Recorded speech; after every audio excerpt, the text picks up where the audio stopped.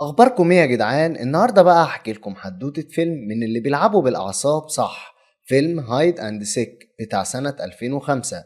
الفيلم ده إثارة نفسية على رعب خفيف، بياخدنا في رحلة مع أب دكتور نفسي اسمه ديفيد وبنته الصغيرة إيميلي. الاتنين بيعدوا بظروف صعبة قوي بعد صدمة كبيرة، فبيقرروا يسيبوا نيويورك الصاخبة ويروحوا يعيشوا في بيت هادي في الريف.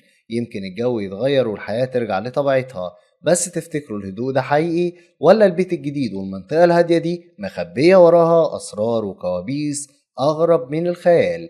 ومين هو الصاحب الجديد اللي ظهر فجأة في حياة إيميلي وبيعمل عمايل غريبة؟ يلا بينا نخش في التفاصيل.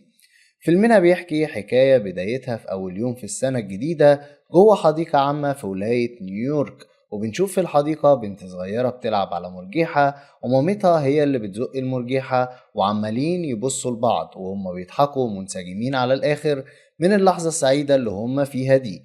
وكل ما البنت تضحك مامتها بتزق المرجيحة أكتر من كده عشان تشوفها مبسوطة أكتر وأكتر. بعدها بيروحوا على البيت وبيبدأوا يلعبوا لعبة الاستغماية مع بعض، وبيكون كل واحد منهم عارف مكان التاني، بس بيكملوا الهزار وكأنهم مش شايفين بعض خالص. وأول ما الأم تلاقي بنتها بتبصلها قوي وبتقولها لازم تعرفي إنك أكتر واحدة في الدنيا أنا حبيتها، وبتسيبها وبتخرج من الأوضة. بعد ما بتطلع من الأوضة بتلاقي قدامها جوزها ديفيد وهو ماسك حاجة زي التلسكوب كده، وبيسألها مالك. تقوله إن في حاجات صعب إنها تتحكي أو تتقال، وبيبان عليها الإجهاد والأرق بشكل كبير قوي وواضح عليها. بينام جوزها وبيشوف حلم بيصحيه قلقان من النوم جدا. بعدها بيروح بسرعة على الحمام عشان يلاقي مراته إلسون ميتة في البانيو وقطع شرايينها بموس حلاقة، والدنيا غرقانة دم، وهو في منتهى الذهول اللي في الدنيا لأنه مش عارف ده حصل ليه وحصل إزاي. وللأسف بنته الصغيرة إيميلي بتشوف المنظر المؤلم جدا ده وبيأثر فيها جدا لفترة كبيرة، بالدرجة إنه بيوديها مستشفى أطفال في نيويورك فيها دكتورة زميلة لي اسمها دكتورة كاثرين، واللي بتحاول تتكلم مع بنته إيميلي وبتفضل تتكلم معاها، بس بيكون باين عليها السرحان والخوف واللامبالاة.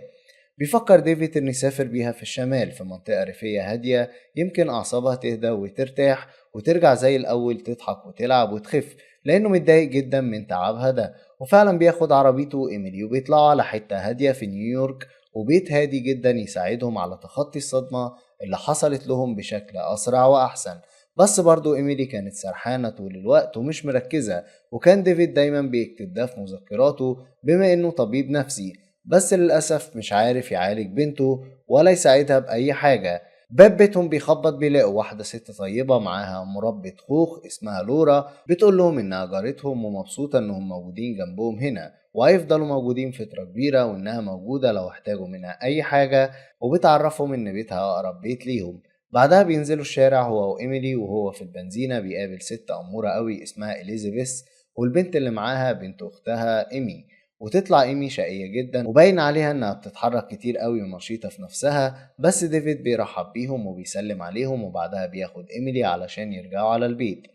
قبل ما تنام إيميلي بيدردش معاها ديفيد شوية، وفي وسط الكلام ما بينهم بيسألها ديفيد عن العروسة بتاعتها اللي كانت بتهتم بيها قوي، وبتنيمها جنبها، فبترد عليه وبتقوله ما بقتش أحبها وبقى عندي صديق جديد هنا في المدينة دي، وعلى فكرة هو مش لعبة زي اللعب بتاعتي اللي انت عارفها، لا خالص، ده اسمه تشارلي، وبالمناسبة هو معانا هنا بس نايم شوية ومش ناوي يصحى دلوقتي خالص. بيسيبها تنام وبيروح ياخد كيس الزبالة عشان يرميه في الصندوق اللي بره البيت. وفجأة بيلاقي أليكس العروسة بتاعت بنته اللي سألها عليها من شوية قبل ما تنام، بس بيلاقيها متقطعة ومتشوهة جدا ومتخيطة بخيط بشكل يخوف وغريب قوي، وبيسيبها مكانها وبيدخل على البيت مرة تانية.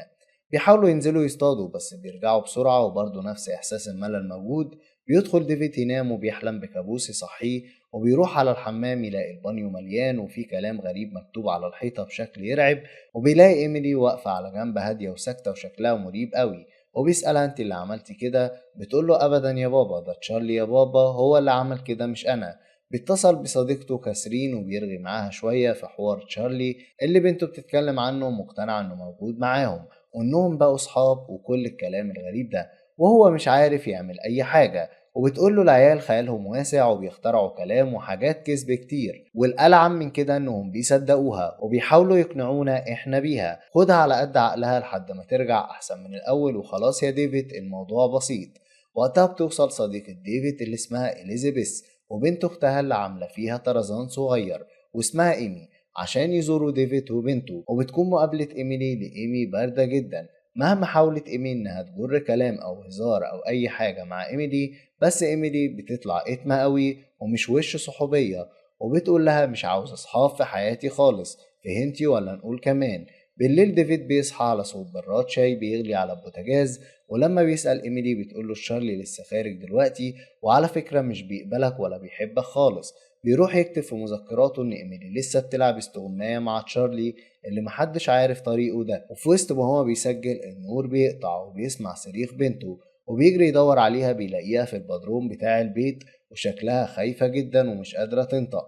بعدها بتزورهم إليزابيث مرة تانية في البيت علشان تاخد على إيميلي وبتحاول تبقى لطيفة معاها، وهي سابت كل حاجة حتى القط اللي نام من الملل على الأرض، وجابت صندوق شبه التابوت كده فيه حاجة مامتها، ولبست فستان أسود من الصندوق وقعدت تتعشى معاهم، وكل كلمة بتقولها أصعب من اللي قبلها. وهي بتقول لإليزابيث إن أمها ماتت منتحرة وبتتمنى إنها ما تموتش زيها بالظبط، لحد ما ديفيد يدخل وبيقول لها تطلع على أوضتها وكفاية كده. بالليل ديفيد بيجيله كابوس مرة تانية وبرضه بيروح على الحمام يلاقي كلام أغرب من اللي قبله مكتوب على الحيطة، والقط اللي كان نايم وفي حاله غرقان وبايش جوه البانيو. ولما بيسأل إيميلي بتقوله مش أنا، ده تشارلي. في نفس التوقيت بيعدي عليه السمسار اللي جاب لهم البيت وبيديله مفاتيح بيقوله إنها بتاعت أوض في البيت وإنه نسي يديهاله، وافتكر دلوقتي عشان هيقعد في كوخ في كندا هو ومراته عشان يفصلوا شوية. بيروح ديفيد يهاود بنته وياخدها على قد عقلها، وبيسألها شارلي ده كاره إليزابيث ليه، هي عملت له إيه عشان يكرهها. بتقوله عشان عارف إنك معجب بيها وعاوز يضيع حياتك وينكد عليك من الآخر يعني. بعدها بتزورهم كاسرين اللي بتفضل ترغي بس مع إيميلي لحد ما بتيجي سيرة تشارلي، بتقول لها على فكرة بيجيب سيرتك كتير، ربنا يستر طريقك بقى. وبتتفق كاسرين مع ديفيد اللي بيفهمها إنها لو ما اتحسنتش خلال أسبوعين هيوديها على المستشفى عشان تقدر تاخد بالها منها كويس. بيفكر يزور جارتهم لورا بتاعة المربى، وعشان ما يطلعش شكله وحش بياخد معاه فطيرة بالتفاح عشان يقدر يدخل يشوف بيتهم، واللي بيلاقيه مليان لعب أطفال. وبيعرف إنها لبنتهم الصغيرة اللي شبه إيميلي واللي راحت منهم في ظروف غامضة، وبيحاول يعرض عليها المساعدة بما إنه طبيب نفسي بس مش عارف يعالج بنته. وتقول له لورا لازم يمشي لأن جوزها في الطريق ومينفعش يلاقيه هنا. بتروح إليزابيث بيت ديفيد وبتلاقي إيميلي اللي بتجيب سيرة تشارلي وبتقول لها إنه في الدولاب، ولما بتحاول تفتحه بتطير من الشباك تنزل قطع النفس خالص ولا بتتحرك حتى. بيصحى ديفيد وبيدخل أوضة بنته وبيلاقي الشباك مكسور، وفي نفس الوقت بيزورهم الضابط المسؤول عن الحي وبيقول له إن عربية إليزابيث عملت حادثة وماتت وشكل العربية جاية من اتجاه بيته. بيستغرب ويقلق لأنه مش مستوعب حاجة من الكلام، فبيطلب منه الضابط انه يستجوب ايميلي اللي تقوله انها ما تعرفش اي حاجة ولا فاهمة اي حاجة وما شافتش حد، فبيقتنع بكلامها وبيمشي فعلا من البيت.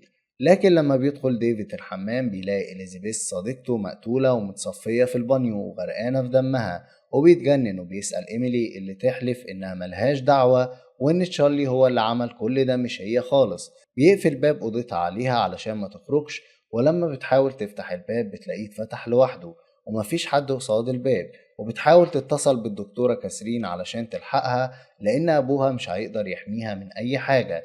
بيدخل ديفيد الحمام ما يلاقيش جثة إليزابيث، وبتقول له إيميلي إن تشارلي خرج من البيت عشان يخرج يدور عليه ويلاقي جوز جارتهم لورا شكله غريب وعاوز يشوف إيميلي، وبيقرب من ديفيد بشكل غريب. بيعوره ديفيد وبيجري يستخبى في البيت، برضه ما يسكتش ويحاول يقتحم البيت، بس ديفيد بيشاور من ورا الإزاز إنه لو هوب ناحية البيت هيبقى آخر يوم في عمره، ولو عايز يجرب يقرب من الباب أو الشباك.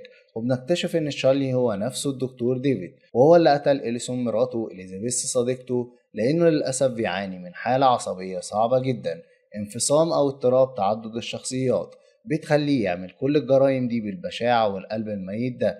بعد شوية بيوصل الضابط وبينادي عليهم ومستغرب ان مفيش حد رد عليه خالص، لحد ما يلاقي ايميلي اللي هتقوله انه هيموت وتختفي. ولما بيلف بيلاقي ديفيد بيضربه ضربة قوية جدا وبيقتله، وبيدور على ايميلي علشان يقتلها. في التوقيت ده بتكون وصلت الدكتورة كاسرين صديقة ديفيد وعرفت كل البلاوي عنه، وفعلا بتفضل وراه لحد ما بتضربه بالنار قبل ما يخلص عليها هي وعلى ايميلي. وبيموت ديفيد وبتنتهي قصة الرعب والغموض دي. وفعلا الفيلم بيخلص على صورة إيميلي وهي بترسم نفسها مع كاثرين، لقطة فيها أمل وبراءة بعد كل العتمة اللي شافتها بسبب أبوها اللي طلع يعني مش تمام خالص ومحتاج دكتور بجد، مش يعالج الناس وهو أصلا تعبان. ولحد هنا بيخلص فيلمنا.